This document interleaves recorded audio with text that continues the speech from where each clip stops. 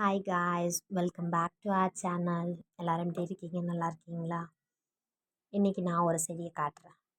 இந்த செடியோட பேர் என்னன்னு கண்டுபிடிங்க பார்ப்போம். எல்லாரும் அந்த செடியில் வர்ற காயை சாப்பிட்ருப்போம், அந்த கிழங்கை சாப்பிட்ருப்போம். ஆனால் இந்த செடியை மறந்துருப்போம். இந்த செடியை நான் எப்படி வளர்த்தேன், விதையே இல்லாமல், அப்படிங்கிறத இன்றைக்கி நீங்கள் பார்க்க போகிறீங்க. சர்க்கரைவள்ளி கிழங்க கொஞ்சம் தரமாக வாங்கி அதனுடைய நுனி பக்கத்தை மட்டும் மேலேயும் சரி கீழேயும் சரி டேமேஜ் இல்லாததாக பார்த்து என்ன செஞ்சுக்கோங்கன்னா கட் பண்ணிக்கோங்க. உள்ள சதைப்பத்து கொஞ்சம் குவாலிட்டியாக இருந்ததுன்னா சீக்கிரம் வளர்கிறதுக்கு நல்லாயிருக்கும். இது ரொம்ப ஃப்ரெஷ்ஷாக இருக்குது, அதனால் இது வளர்கிறதுக்கு ஏதுவான காயாக தான் இருக்குது.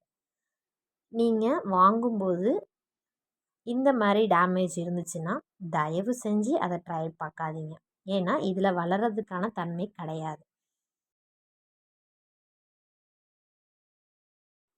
இந்த சக்கரவள்ளி கிழங்க நீங்கள் டெய்லி பராமரிக்கணும், அது வளர்கிற வரைக்கும். ஏன்னா அந்த பவுல்லையோ இல்லை தட்டுலேயோ நீங்கள் ஊற்றி தண்ணியை ஊற்றி இந்த கிழங்குடைய அடிப்பாகத்தை கீழே வச்சு தோல் பக்கம் மேலே இருக்கிற மாதிரி வைக்கும்போது அது சீக்கிரமாக கொழப்பு தன்மையை கொடுத்துரும் வாட்டரில். ஸோ அதனால் அது க்ரோ ஆகாமல், நீங்கள் மாற்றாமல் இருந்தீங்கன்னா க்ரோ ஆகாமல் அது அழுகிடும். அதனால் நீங்கள் டெய்லி வாட்டரை சேஞ்ச் பண்ணணும். அது முளை விட்டு, அதாவது சின்னதாக ஒரு வேர் விடும். அந்த மாதிரி வெள்ளையாக வேர் விடும் பொழுது நீங்கள் அதை எடுத்து நடவு செய்யணும்.